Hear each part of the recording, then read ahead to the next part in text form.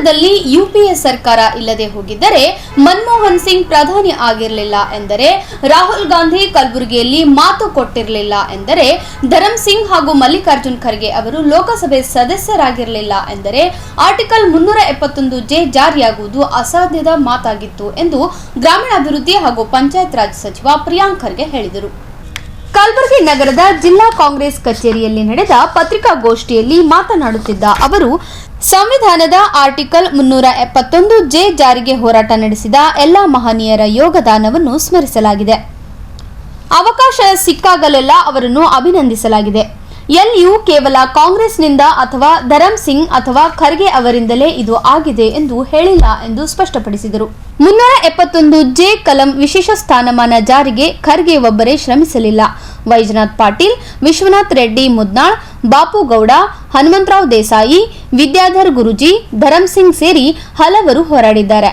ಮನಮೋಹನ್ ಸಿಂಗ್ ಹಾಗೂ LK ಅಡ್ವಾಣಿ ಅವರು ವಿಸ್ತೃತ ವರದಿ ಸಲ್ಲಿಸುವಂತೆ ರಾಜ್ಯಕ್ಕೆ ಕಳಿಸಿದರೆ ವಿನಃ ತಿರಸ್ಕರಿಸಲಿಲ್ಲ ಎಂದು ಉಮೇಶ್ ಜಾಧವ್ ನೀಡಿದ ಹೇಳಿಕೆಗೆ ಅವರು ಹೀಗೆ ಪ್ರತಿಕ್ರಿಯಿಸಿದರು. ಬಟ್ 371 ಕಲಂ ವಿಶೇಷ ಸ್ಥಾನಮಾನ ಜಾರಿಗೆ ಖರ್ಗೆ ಒಬ್ಬರೇ ಶ್ರಮಿಸಲಿಲ್ಲ. ವೈಜನಾಥ್ ಪಾಟೀಲ್, ವಿಶ್ವನಾಥ್ ರೆಡ್ಡಿ ಮುದ್ನಾಳ್, ಬಾಪುಗೌಡ, ಹನುಮಂತರಾವ್ ದೇಸಾಯಿ, ವಿದ್ಯಾಧರ್ ಗುರೂಜಿ, ಧರಮ್ ಸಿಂಗ್ ಸೇರಿ ಹಲವಾರು ಹೋರಾಡಿದ್ದಾರೆ. ಮನಮೋಹನ್ ಸಿಂಗ್ ಮತ್ತು LK ಅಡ್ವಾಣಿ ಅವರು ವಿಸ್ತೃತ ವರದಿ ಸಲ್ಲಿಸುವಂತೆ ರಾಜ್ಯಕ್ಕೆ ಕಳುಹಿಸಿದ್ದಾರೆ, ವಿನಃ ತಿರಸ್ಕರಿಸಲಿಲ್ಲ ಅಂತ ಹೇಳ್ತಾರೆ. ಅಂದರೆ ಭಾಳ ಸ್ಪಷ್ಟವಾಗಿ ಅವರು ಹೇಳೋದೇನಂದರೆ, ಅವರು ಎಕ್ಸ್ಟೆನ್ಸಿವ್ ರಿಪೋರ್ಟ್ ಕೇಳಿದ್ದಾರೆ, ಆದರೆ ತಿರಸ್ಕಾರ ಮಾಡಿಲ್ಲ ಅಂತ ಹೇಳ್ತಾ ಇದ್ದಾರೆ LK ಅಡ್ವಾಣಿ ಅವರು. ಬಹುಶಃ ಉಮೇಶ್ ಜಾಧವ್ ಅವರಿಗೆ ಈ 371 ಜಾರಿಗೆ ಹೇಗೆ ಬಂತು, ಐದರ್ ಗೊತ್ತಿದ್ದು ಗೊತ್ತಿರಲಾರ್ದಂಗೆ ಹೇಳ್ತಾ ಇದ್ರೆ ಅಥವಾ ಸಂಪೂರ್ಣವಾಗಿ ಮಾಹಿತಿಯ ಕೊರತೆ ಇದೆ ಅನ್ಸುತ್ತೆ. ಅವ್ರ ಪ್ರಕಾರ ಈ ಸಂವಿಧಾನದ ತಿದ್ದುಪಡಿಗಳು ಏನಾಗುತ್ತೆ ಅದು ಬೀದಿನಲ್ಲಾಗುತ್ತೆ. ಸಂವಿಧಾನದ ತಿದ್ದುಪಡಿಗಳೇನಾಗ್ತದೆ ಅದು ಏನು ಚರ್ಚೆ ಇರಲಾರ್ದೆ ಇವರು ಯಾವುದೋ ಒಂದು ಗಲ್ಲಿನಲ್ಲಿ ಕೂತ್ಕೊಂಡು ಇವರೆಲ್ಲರೂ ಡಿಸೈಡ್ ಮಾಡಿ ಇವ್ರು ಕೈ ಎತ್ತಿಬಿಟ್ರೆ BJP ಅವರು ಆಗ್ಬಿಡುತ್ತೆ ಅಂತ ಅಂದ್ಕೊಂಡಿದ್ದಾರೆ. ಒಂದು ಅಮೆಂಡ್ಮೆಂಟ್ ತರಬೇಕಂದ್ರೆ ಅದನ್ನು 371 ಅಂತ ಒಂದು ಅಮೆಂಡ್ಮೆಂಟ್ ತರಬೇಕಂದ್ರೆ ABCD ತನಕ ಇಟ್ಬಿಟ್ಟು J ತನಕ ಹೋಗಿದೆ. ಭಾಳಷ್ಟು ಕಡೆ ಇದು ಅಮೆಂಡ್ಮೆಂಟ್ಗಳನ್ನು ಕೊಟ್ಟಿದ್ದಾರೆ.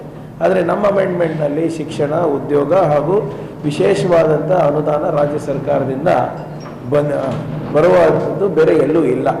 ತೆಲಂಗಾಣನಲ್ಲಿ ನಿಮಗೆ ವಿಶೇಷ ಕೇಂದ್ರ ಪುರಸ್ಕೃತ ಯೋಜನೆಗಳಿಗೆ ಅನುದಾನ ಇದ್ದರೆ ತೆಲಂಗಾಣನಲ್ಲಿ ಬರೀ ನಿಮಗೆ ಶಿಕ್ಷಣ ಮತ್ತು ಸರ್ಕಾರಿ ಉದ್ಯೋಗದಲ್ಲಿರೋದು. ಆದರೆ ನಮ್ಮ ಕಡೆ ಎಲ್ಲ ಮೂರೂ ಕೂಡ ಇದೆ. ವಿಶೇಷ ಅನುದಾನ ರಾಜ್ಯ ಸರ್ಕಾರದಿಂದ, ಕೇಂದ್ರ ಸರ್ಕಾರದಿಂದ ಅಲ್ಲ. ನಮಗೆ ಮೀಸಲಾತಿ ಗೌರ್ಮೆಂಟ್ ಜಾಬ್ಸ್ನಲ್ಲಿ ಮತ್ತು ಶಿಕ್ಷಣದಲ್ಲಿ ನಮಗೆ ಮೀಸಲಾತಿ ಇದೆ. ನಾವು ಯಾವತ್ತೂ ಕೂಡ ಕಾಂಗ್ರೆಸ್ನವರಿರ್ಬೋದು, ಖರ್ಗೆ ಸಾಹೇಬ್ರಿರ್ಬೋದು, ಯಾರೂ ಕೂಡ ಯಾರ ಯೋಗದಾನನೂ ಕೂಡ ನಾವು ಕಡೆಗಣಿಸಿಲ್ಲ. ಆರ್ಟಿಕಲ್ 371 ಏನಿದೆ ಯಾವತ್ತೂ ಕೂಡ ನಾವು ಖರ್ಗೆ ಅವರೇ ಮಾಡಿರೋದು, ಧರಮ್ ಸಿಂಗ್ ಅವರೇ ಮಾಡಿರೋದು, ಕಾಂಗ್ರೆಸ್ನವರೇ ಮಾಡಿರೋದು ಅಂತ ಎಲ್ಲೂ ಹೇಳಿಲ್ಲ. ಯಾವಾಗಲೂ ಕೂಡ ಯಾರ್ಯಾರು ಹೋರಾಟ ಮಾಡಿದ್ದಾರೆ ಅವರಿಗೆ ಸ್ಮರಿಸಿದ್ದೇವೆ, ಅವರಿಗೆ ಅಭಿನಂದನೆ ಸಲ್ಲಿಸಿದ್ದೇವೆ. ಎಲ್ಲ ಅವಕಾಶದಲ್ಲೂ ಕೂಡ ನಮಗೆ ಸಿಕ್ಕಾಗೆಲ್ಲ ಅವಕಾಶ ನಾವು ಅವರಿಗೆ ಅಭಿನಂದನೆ ಸಲ್ಲಿಸಿದ್ದಾರೆ. ಆದರೆ ಒಂದು ಮಾತ್ರ ತಾವೆಲ್ಲರೂ ಒಪ್ಪಬೇಕಾಗುತ್ತೆ, ಅಕಸ್ಮಾತ್ UPA ಇರಲಿಲ್ಲ, ಮನಮೋಹನ್ ಸಿಂಗ್ ಅವರು ಪ್ರಧಾನಮಂತ್ರಿ ಆಗಿರಲಿಲ್ಲ, ರಾಹುಲ್ ಗಾಂಧಿ ಅವರು ಇಲ್ಲಿ ಕಲಬುರಗಿಗೆ ಬಂದು ಮಾತು ಕೊಟ್ಟಿರಲಿಲ್ಲ, ಧರಮ್ ಸಿಂಗ್ ಸಾಹೇಬರು, ಖರ್ಗೆ ಸಾಹೇಬರು ಸಂಸದರಾಗಿರಲಿಲ್ಲ ಅಂದರೆ 371 ಆಗೋದು ಅಸಾಧ್ಯದ ಮಾತಾಗಿತ್ತು. ಇನ್ನೂ ಕೂಡ ನಾವು ಸರ್ದಾರ್ ಪಟೇಲ್ ಚೌಕ್ನಲ್ಲಿರ್ಬೋದು, ಜಗತ್ ಸರ್ಕಲ್ನಲ್ಲಿರ್ಬೋದು, ಇನ್ನೂ ಕೂಡ ನಾವು ದಿನಾ ಪ್ರತಿಭಟನೆ ಮಾಡ್ತಾ ಇದ್ವಿ. ಅವರೇ ಹೆಂಗೆ ಹೇಳಿದ್ರು. ಆಮೇಲೆ ನಾವೇನು ಯಾವತ್ತೂ ಕೂಡ ನಾನಾಗಲಿ, ಅಜಯ್ ಸಿಂಗ್ ಅವರಾಗಲಿ, ಅಥವಾ ಶರಣ್ ಪ್ರಕಾಶ್ ಅವರಾಗಲಿ, ಅಥವಾ ಯಾರೇ ಕಾಂಗ್ರೆಸ್ನವರಾಗಲಿ ಕೂಡ ಯಾರ್ಯಾರು ಹೋರಾಟ ಮಾಡಿದ್ದಾರೆ ಇದಕ್ಕೆ ಯಾವತ್ತೂ ಕೂಡ ಅವರಿಗೆ ಕಡೆಗಣಿಸೋದು ಇಲ್ಲ. ಆದರೆ ನಾನು ಹೇಳ್ದಂಗೆ ನಾವು ಕಾಂಗ್ರೆಸ್ ಪಕ್ಷದ ಏನು ಒಂದು ಕಾಂಟ್ರಿಬ್ಯೂಷನ್ ಇದೆ ಅದನ್ನು ನಾವು ನೆಗ್ಲೆಕ್ಟ್ ಮಾಡೋಕ್ಕಾಗಲ್ಲ. ಈಗ ರಾಹುಲ್ ಗಾಂಧಿ ಅವ್ರು ತಮಗೆಲ್ಲ ನೆನಪಿದೆ, ಭಾಳ ಜನ ಸಾಕ್ಷಿ ಇದ್ರಿ.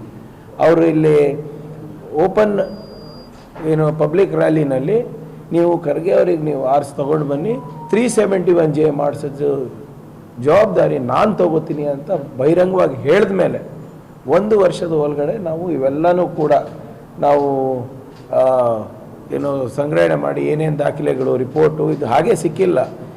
ನಾವೇ ಕೂತ್ಕೊಂಡು ನಮ್ಮಂಥವರು ಹಲವಾರು ಜನ ಯುವಕರು ಕೂತ್ಕೊಂಡು ನಾವು ಕಂಪ್ಯಾರಿಸನ್ ಮಾಡಿದ್ವಿ ಎಲ್ಲ ಪ್ಯಾರಾಮೀಟರ್ಸು. ಏನು ಈಗ ಮಂಗಳೂರಿನಲ್ಲಿ ರೋಡ್ ಅಳತೆ ಎಷ್ಟಿದೆ, ನಮ್ಮ ಕಡೆ ಎಷ್ಟಿದೆ, ಅಲ್ಲಿ ಮೈಸೂರಿನಲ್ಲಿ PHCಗಳು ಎಷ್ಟಿದೆ, ನಮ್ಮ ಹತ್ರ ಎಷ್ಟಿದೆ, ಪ್ರೈಮರಿ ಸ್ಕೂಲ್ಸ್ ಎಷ್ಟಿದೆ, ಹೈಸ್ಕೂಲ್ ಎಷ್ಟಿದೆ, ಹೈಯರ್ ಎಜುಕೇಷನ್ ಇನ್ಸ್ಟಿಟ್ಯೂಷನ್ಸ್ ಎಷ್ಟಿದೆ, CHC ಎಷ್ಟಿದೆ, ಅಗ್ರಿಕಲ್ಚರಲ್ ಕೋಲ್ಡ್ ಸ್ಟೋರೇಜಸ್ ಎಷ್ಟಿದೆ, ವೇರ್ ಹೌಸಸ್ ಎಷ್ಟಿದೆ, ಎಲ್ಲ ವಲಯದಲ್ಲೂ ಕೂಡ ಸೆಂಟ್ರಲ್ ಗೌರ್ಮೆಂಟ್ ಯೋಜನೆಗಳು ಅಲ್ಲೆಲ್ಲ ಎಷ್ಟು ಹೋಗ್ತದೆ, ಇಲ್ಲೆಷ್ಟು ಬರ್ತಾ ಇದೆ ಅಂದ್ಬಿಟ್ಟು ಎಲ್ಲ ವಲಯದಲ್ಲೂ ಕೂಡ ನಾವು ಕಂಪೇರ್ ಮಾಡಿ ರಿಪೋರ್ಟ್ ಕೊಟ್ಟಾದಮೇಲೆ ಈ 371 ಜಾರಿಗೆ ಆಗಿದ್ದು. ಆದರೆ ಇವರೇನು ಹೇಳ್ತಾ ಇದ್ದಾರೆ ಅಂದರೆ LK ಅಡ್ವಾಣಿ ಅವರು 371ನೇ ಆರ್ಟಿಕಲ್ 371J ಇವರು ತಿರಸ್ಕಾರ ಮಾಡಿಲ್ಲ, ವಿಸ್ತೃತ ರಿಪೋರ್ಟ್ ಕೇಳಿದ್ದಾರೆ ಅಂತ ಹೇಳಿದ್ರು. ನನಗೆ ಅರ್ಥ ಆಗಲ್ಲ. ನನಗೆ ಯಾವಾಗಲೂ ಬೈತಾ ಇರ್ತಾರೆ, ನನಗೆ ಗೊತ್ತಿಲ್ಲ, ಮಾಡಲ್ಲ, ಕ್ವಾಲಿಫಿಕೇಷನ್ ಇಲ್ಲ, ಅದು ಇಲ್ಲ, ಇದು ಇಲ್ಲ ಅಂತ ಮಣ್ಣು ಮಸಿ ಅಂತ ಹೇಳ್ತಾ ಇರ್ತಾರಲ್ಲ. ಮತ್ತು ನನಗೆ ಗೊತ್ತಿಲ್ಲಪ್ಪ, ನೀವಣ್ಣ ನನಗೆ ಹೇಳ್ಬಿಡಿ. ಇದು ಮೊನ್ನೆ ಎಲ್ಲ ಪೇಪರ್ನಲ್ಲೂ ಬಂದಿರೋದಂತ. ಇದು LK ಅಡ್ವಾಣಿ ಅವರ ಲೆಟರ್. ಯಾರಿಗೆ ಕೊಟ್ಟಿರೋದು? This is the official document by the then deputy prime minister of India Shri LK Advani ಅವರು. ಎಲ್ಲನೂ ಓದಕ್ಕೆ ಹೋಗಲ್ಲ. 22 ನವೆಂಬರ್ 2002 SM ಕೃಷ್ಣ ಸಾಹೇಬ್ರಿಗೆ ಲೆಟರ್ ಬರೀತಾರೆ. ಲಾಸ್ಟಲ್ಲಿ ಏನು ಹೇಳ್ತಾರೆ, second paragraph, I have had the matter examined the circumstances in Andhra Pradesh that led to the insertion of Article 371D in the Constitution in 1973 do not exist in Karnataka. ಅಂದರೆ ಆಂಧ್ರ ಪ್ರದೇಶಿಗೆ ಏನು ಅವಾಗ 371D ಕೊಟ್ಟಿದ್ವಿ, article 371D amendment ಮಾಡಿಕೊಟ್ಟಿದ್ವಿ, ಅದೇ ವಾತಾವರಣ ಇಲ್ಲಿ ಕರ್ನಾಟಕದಲ್ಲಿಲ್ಲ. ಭಾಳ specific ಆಗಿ ಹೇಳ್ತಾರೆ. The central government, therefore, the central government ಅಂದರೆ ಯಾರ ಸರ್ಕಾರ ಆಯಿತು? BJP ಸರ್ಕಾರ. The central government, therefore, do not find the proposal of the government of Karnataka feasible. Do not find the proposal of government of Karnataka feasible. ಎಲ್ಲಾನ ಒಂದು ಲೆಟರ್ನಲ್ಲಿ ತೋರಿಸ್ಬಿಡಿ, where the former prime minister, deputy prime minister, former home minister of India has sought for an extensive report. ವಿಸ್ತೃತ report ಅನ್ನ ನೀವು ಕೊಡಿ, ನಾವು ತಿರಸ್ಕಾರ ಮಾಡ್ತಾ ಇಲ್ಲ. ನಾಟ್ ಫೀಸಿಬಲ್ ಅಂದ್ರೆ ಏನ್ರಿ ಉಮೇಶ್ ಜಾಧವ್ ಅವರೇ?